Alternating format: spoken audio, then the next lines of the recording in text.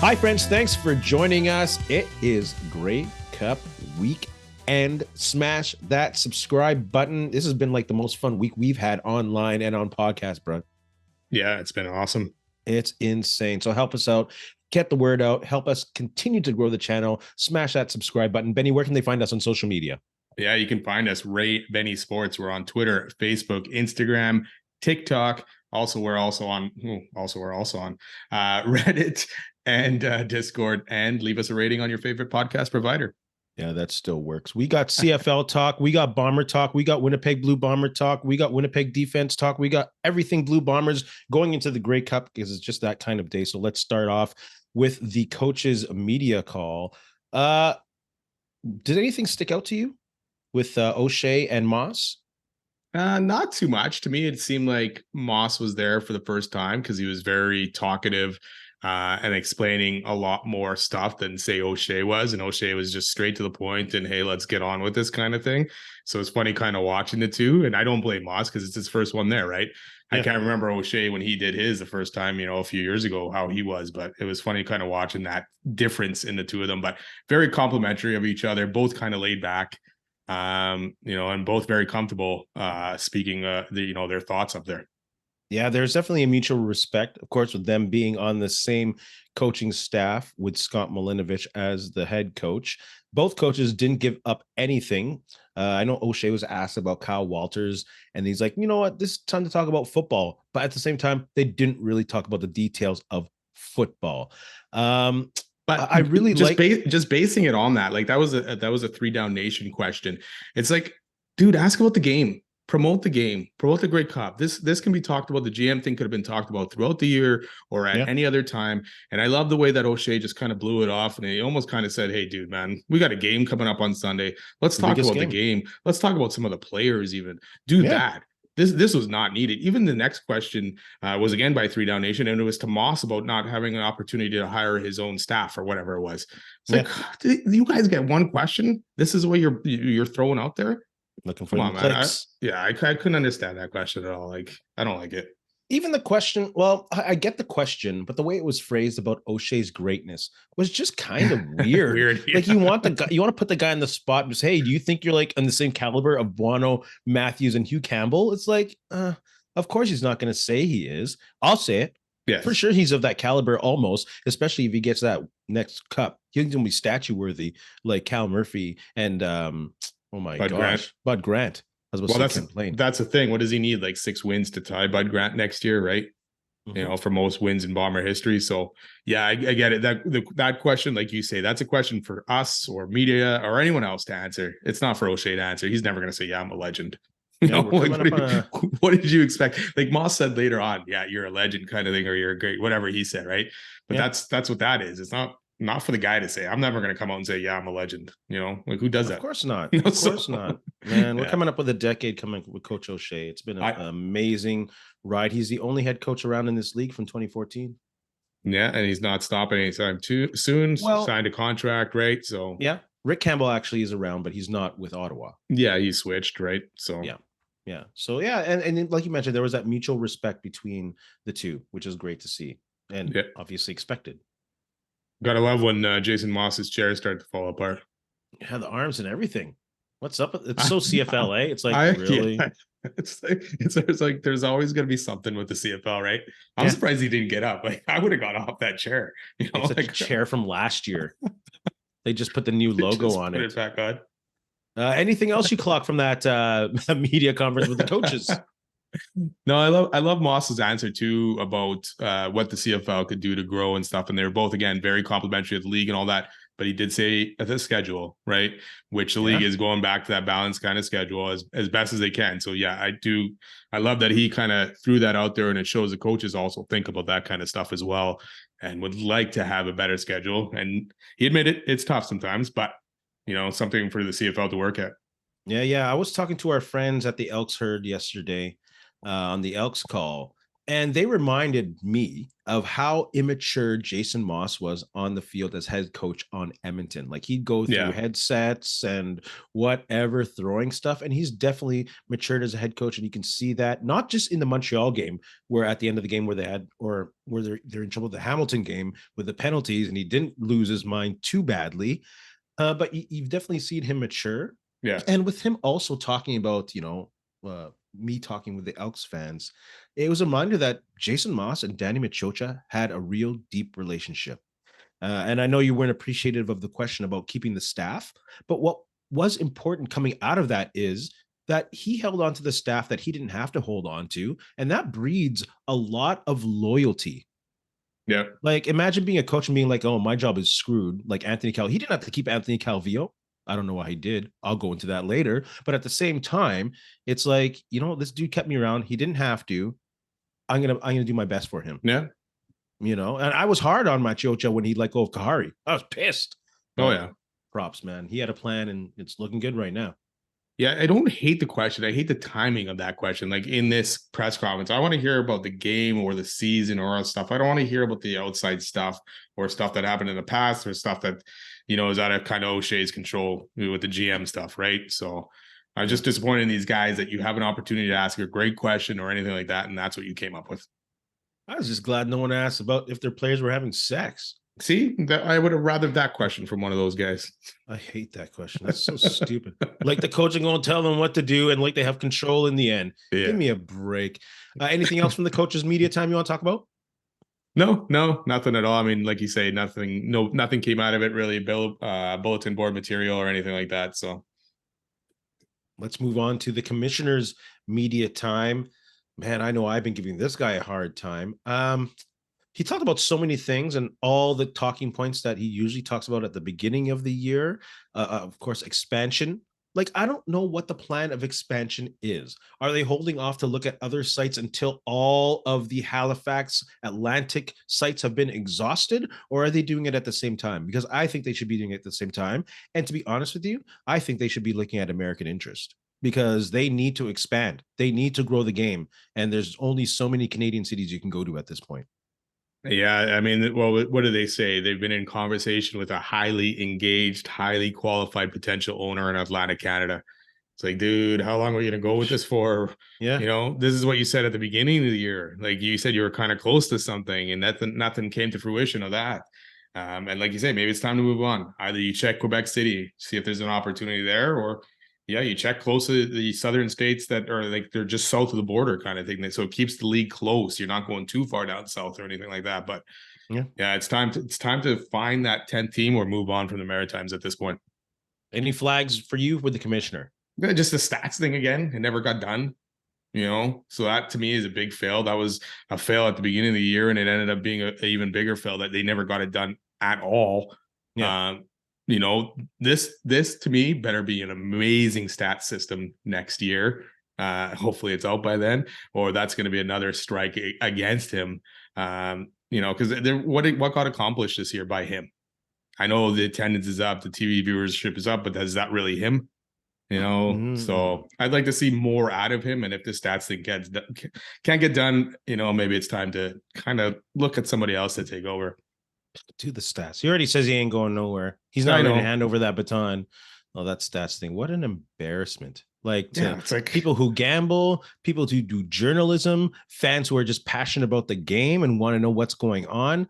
It was a joke. I was trying to find stats to even talk about here, and I'm looking through a PDF going, what? I don't even know what I'm looking at or what it was. I couldn't find what I was looking for. So I'm like, forget it. Can't even search for what I want. You can't. It's terrible. You talked about attendance, and yes, attendance is up, specifically in the markets of Toronto and BC, but it feels very different. It feels like there's a long-term growth plan in BC, and in Toronto, it's kind of hot and cold. If the team's not good, the attendance is not going to be there, and that's not how you build it. So I'm still very concerned with Maple Leaf Sports and Toronto, and if there is a long-term plan on growing this team, because it doesn't seem like it. No, and I mean, next year will be very telling, right? They had a very good year. Obviously, it didn't work out for them in the end here, but if that season ticket number doesn't go up by next year, then chances are the attendance is going to probably either stay the same or lower a bit even, right? Especially if they get off to a bad start. So yeah, it'll be interesting to see. It was a good year for them. They cleaned up on awards tonight too. So redemption, eh? Some kind of redemption.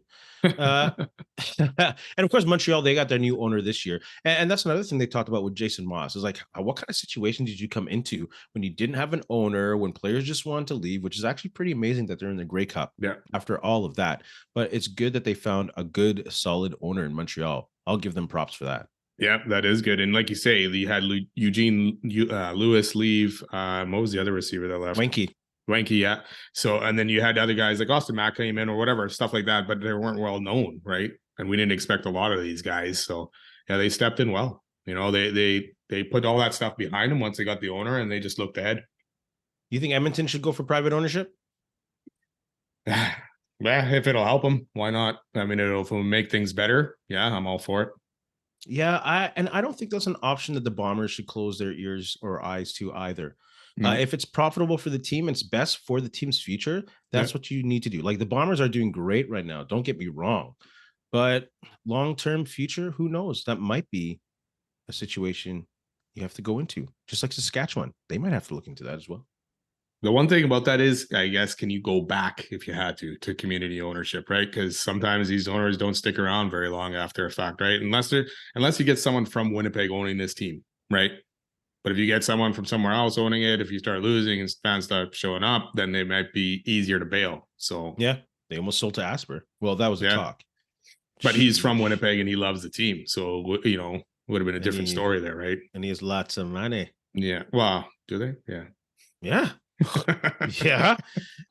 Any other red flags or not red flags? Any other things that caught your attention with the commissioner's media? We're going to get to the Bomber Grey Cup preview soon. Nah, nothing else really. I just like the ops cap that you said that's not going to change and all that stuff. That's kind of disappointing. They need to kind of look at that and maybe fix that up and make it a little bit better so teams can move on from a coach or hire a new coach or new GM or whatever they need to do, you know, and have some money for it. So maybe find a better way of handling that cap too. Yeah.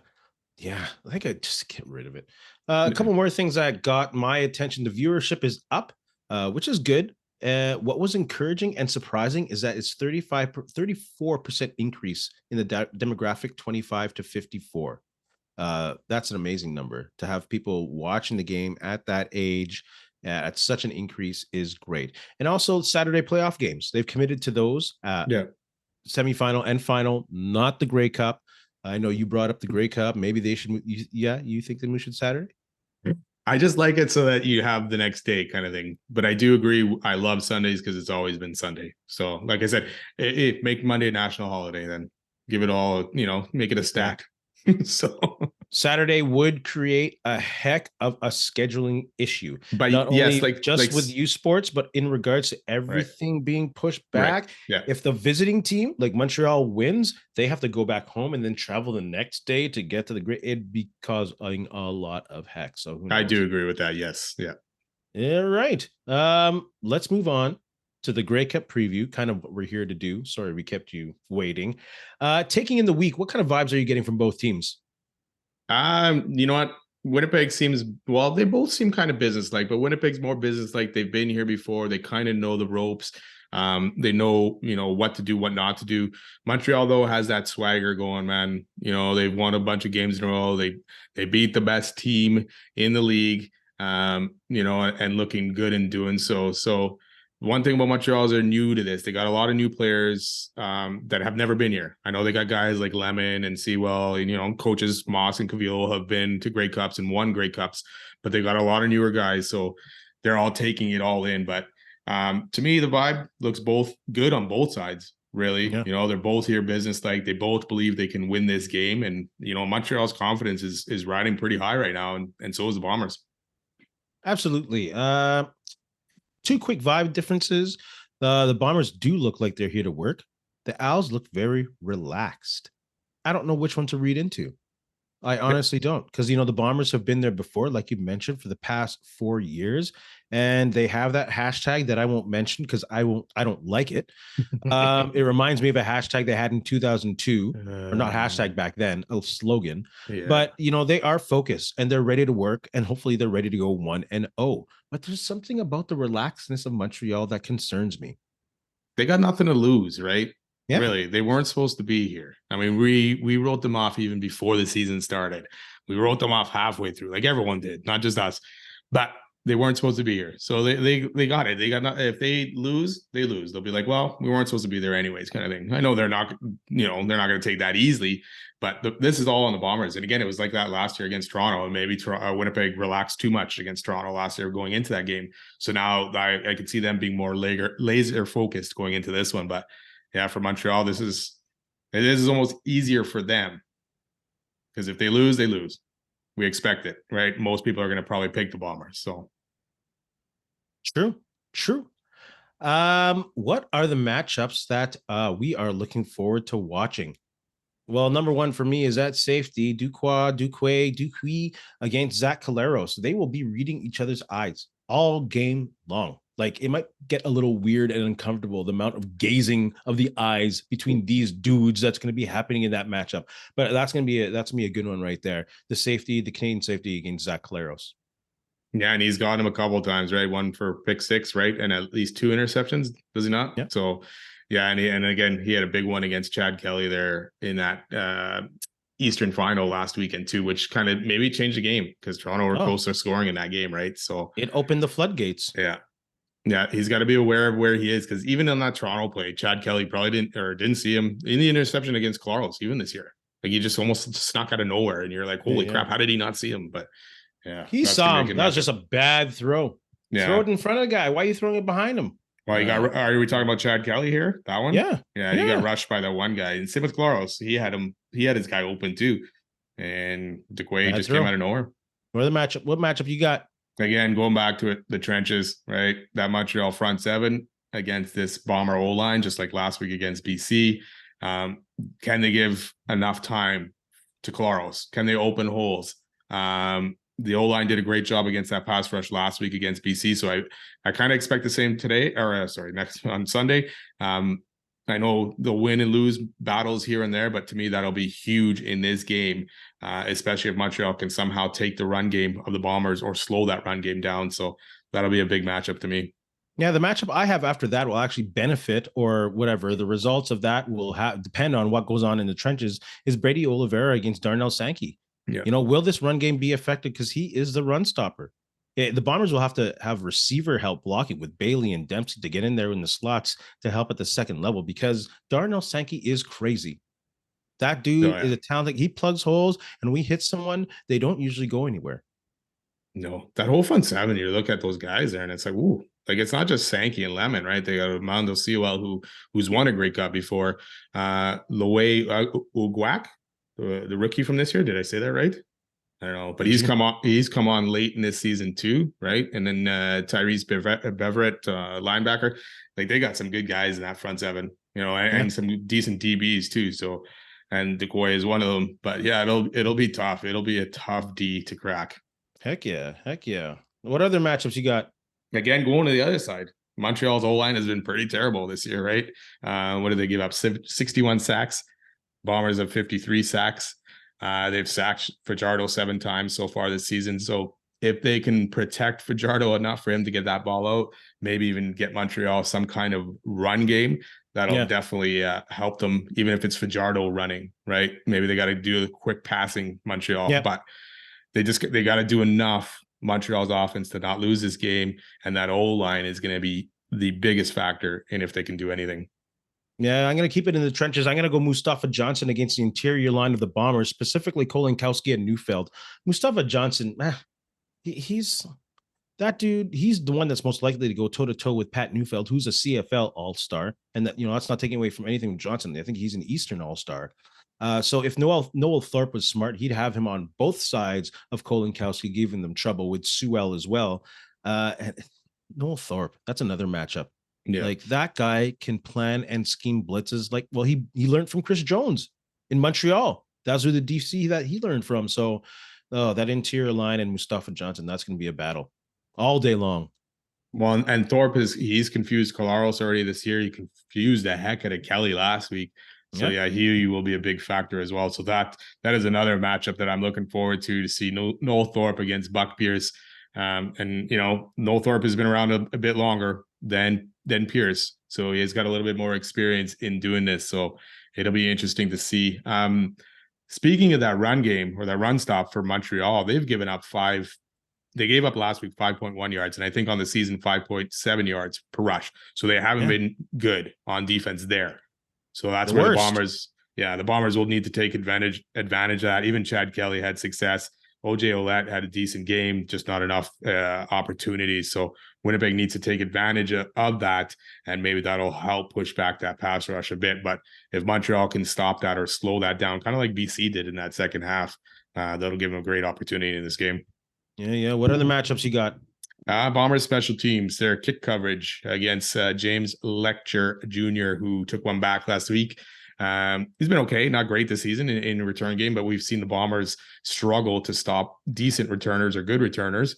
So that'll be an interesting matchup for me. Because this game is going to be all about field position, right? I know that's basic, but it's going to be a lot, especially on Montreal's end. If they can cause turnovers or get good returns, that's how they're going to score. I can't see Fajardo taking his Montreal offense, 80 yards down the field to score. No, I don't think that'll happen. So if Lecter can give him, is it Lecter?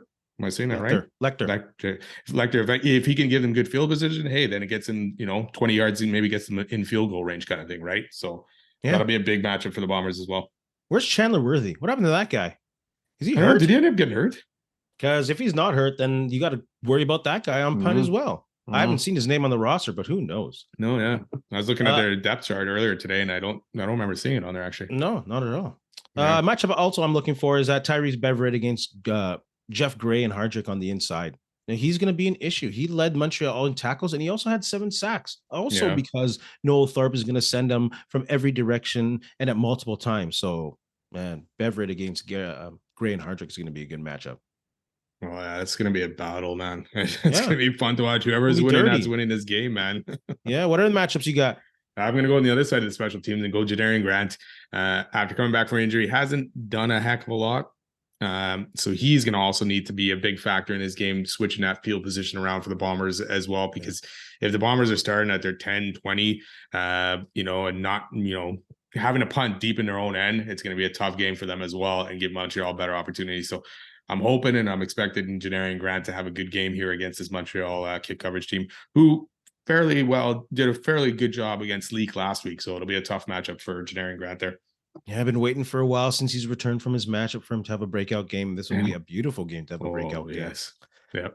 Another matchup I'm looking forward to is Wesley Sutton against Dembski and Bailey on the inside. And I'm sure they're going to send Lawler his way as well. And you're going to have to watch Sutton because they'll send him on the blitz. He has like 3 or 4 sacks this year. Again, Noel Thorpe.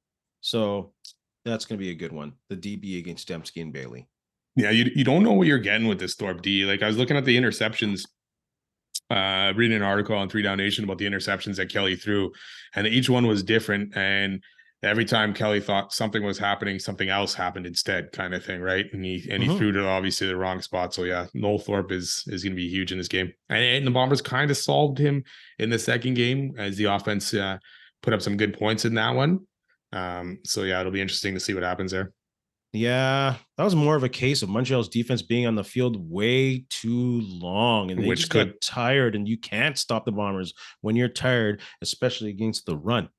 Well, that's the thing. Clarles didn't have great games against them. Like probably 177 and then 240. It was mostly Oliveira, and then the turnovers that they caused on Fajardo. So Austin Mack and Mario Houston should also be a good matchup. Yeah.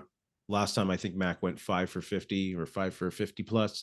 So that's a good game on Demario Houston's end. Yeah, and that deep ball, that's what they're gonna have to watch. If somehow Fajardo gets enough time to look downfield, they'll look for that at least a couple times this game because they hit it in the first game, right? But that was Julian Grant was also still in that game. So it's gonna be fun. Any other matchups you're looking forward to watching? No, just the whole game, just the whole matchup, all of it to see what happens. I think it's going to be a defensive battle. So it's going to be, Richie Hall's defense trying to stop that Montreal's offense, which I think will be easier for him. Should be easier anyways. Yes. Should be. Whereas Noel Thorpe will have a harder time stopping the Winnipeg defense or offense, but it'll be interesting to see what he throws at them. And if he can confuse Clarles, and if he can't confuse Clarles, it's going to be a rough day for them. I'm also looking forward to this matchup between Nick Callender and Jackson Jeffcoat on the ends.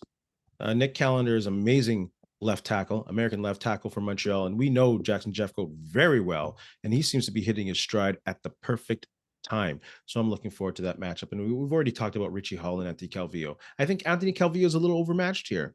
Yeah. He hasn't really showed what he can do in this league. Not saying that he's had the best talent around him, but his play calling is a little bland and suspect all year long. So I can't see their offense getting anything going here. No, like I said, it's going to be, they're going to need turnovers from this Montreal D to have an opportunity. What do the Bombers have to do to win the game? Speaking of turnovers, just protect the ball. Ultimately, Winnipeg has the better team here, at least better offense for sure, right? So Montreal's offense is going to struggle to score in this game, I believe, unless they get short field position and any turnovers like they did last week against Toronto. So for me, the biggest thing, Winnipeg needs to protect the ball and not make too many mistakes. Yeah, I guess that's part of protecting the ball. My number one thing is they have to lean on the running game and get that going early, just like they did last week. BC is also a fast, aggressive defense. And how do you mess them up? You punch them in the face over and over and over again, like Marshawn Lynch says, because they won't want it after a while. Lean on that heavy set like they did last week, like that first drive. Do it again. Yeah. Take their heart. Like I said, they would a couple weeks ago, and BC couldn't take it. So, you punch them in the face continuously. That's what I think they should do, and I think that'll get them the win. Yeah, Oliveira was over 100 yards both games against these guys, so yeah, it's going to be a big factor for sure. And that's, sorry, go ahead. You know what they say about defensive players? They play defense because they don't want to get hit. They want to hit. So when you start hitting defensive players in the face, it's like a bully, man. They don't like that. Speaking of that, did you watch in the Niner game? Trent Williams was running down the field for blocking, and the number 31, I can't remember his name, from Jacksonville, just kind of turned away and ran away. No. He didn't run away. The guy was trying to do it. No, he wasn't. He was trying to do a Ben Roethlisberger. He was trying to turn over Trent Williams to get him on the other side, but Trent Williams is too big. He wasn't running away. He turned to switch side. He did it twice in that game. Trent Williams even said he ran away. He didn't run away. He's trying to turn around. Away. That's a joke. He ran away. No, watch it. I did watch it. Trent Williams watched it too. Well, then you're calling Trent Williams wrong too. Yeah, he is wrong because the guy tried to do it twice. He tried to turn over his other shoulder to get around Trent Williams because he knew Trent Williams had the outside on him. I think that was a joke. He was running. He didn't run away. He was running. Sorry. You're wrong. You can repeat it, but you're wrong. You're wrong. What do the Owls have to do to get the upset? Confused Collaros. That D obviously has got to be good. We talked about it. Northorpe confused Kelly. He confused Collaros earlier this year. So they'll have to cause turnovers on that D. Stop the run game, or at least slow down Oliveira. Yes. And make maybe the Collaros pass a little bit more, because then that's maybe where the turnovers happen, right? So again, for me, this game hinges on Montreal's D being able to stop that offense. And if they can do a good job and keep this game close, Montreal could take it or steal it. Yeah, I think they have to put 8 in the box. They have to stop the run. The Bombers can be efficient with the long ball, but in the past few games, they haven't really been efficient at the short and intermediate passing game. So, Montreal, they're going to send that blitz. Not they should. They're going to send that blitz, and they're going to force Collaros to make decisions on the short and intermediate routes that he hasn't been very good at in the past few weeks. They won't let him get his feet set. So that's what they have to do. They're second in the league in regards to opponents' completion percentage, just behind the Bombers. So they won't leave many windows for Collaros to take advantage of. And to be honest with you, Zach Collaros is not very good in the Grey Cup as the Bombers starter. He's 67% passer, 198 a game, 2 touchdowns to 3 interceptions. Yeah, that's not good numbers. No. So if they can get in his face and rattle him, if we go by what Zach Collaros has done in the Grey Cup, that might be an issue. And going into other Grey Cups, he was actually having a better season. I know he put up a lot of yards, a lot of touchdowns this year, but he also threw a lot of interceptions and turned over the ball a lot more too in this season. So yeah, and you got guys, you're possibly missing Dalton Schoen. We don't know for sure if he's playing or not. Dembski does not seem 100%. He hasn't been practicing at all. We don't know where Bailey is in this all. So now you got more pressure on Lawler and Wolodarski to make plays in this game. And, so they're going to rely on them. If Montreal is going to play Lawler, who seems to be one of two healthy wide receivers in this game. That might, slow things down in that area as well. So Montreal caused turnovers to this Bombers. D will give them a chance to win this game. I think like everyone else, Fajardo is low on the priority talk about list. Yeah. And there's a reason why. He hasn't been very good in the playoffs, and he also hasn't been very good against the Bombers. No. In 12 games against the Bombers, he is a 66% passer rate, passing percentage. Not bad. He averages about 245 a game. Still not bad. He has 3 touchdowns to 12 interceptions. That is not good. Not only can he not score, but he's giving the ball away. And I don't think it's necessarily just a Saskatchewan thing. I think the Bombers have this guy figured out. And Richie Hall has this guy figured out. So he has to be efficient, and he has to be careful with the ball and not make mistakes if Montreal has any chance of winning at all.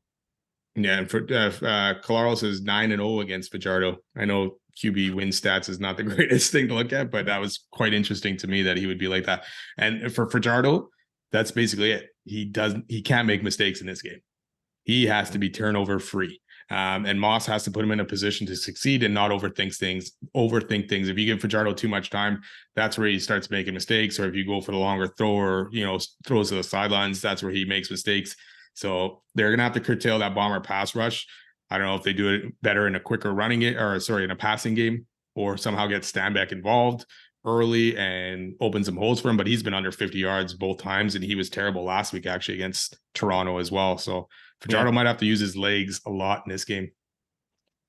The Bombers do give up a lot of balls in the flats, but they're willing to give those up. Just like actually Montreal is willing to give up a lot of balls in the flats because they're a quick defense, and you have to be super accurate to get those all the time and make a drive out of them. No, it's not going to happen. So, and they're risky, man. Those are risky though too. Claros had a few risky ones last week that were close. It's like, geez, yep. That's a pick six if that's intercepted, right? Yeah, Bombers got burnt a couple times this year on those. Yep. And Ducoy is good at those. Oh man, this is going to be a good game. Also with the Bombers, I know I keep hounding on the heavy set, but they also have to be able to run out of the shotgun against Montreal. Because if you can spread that defense, if they can't concentrate on having 8 in the box and they have to spread the linebackers out a little, I think that benefits the Bombers a lot, especially with RPO when they can start setting that up later in the game in the shotgun. Yeah, they have to. It's going to be fun. Mm-hmm. Predictions. You want to go first, or should I go first? You go first. Okay, I will go first. I got the Bombers on this one. Too much experience, too much talent, and too much regret from last year still bubbling up.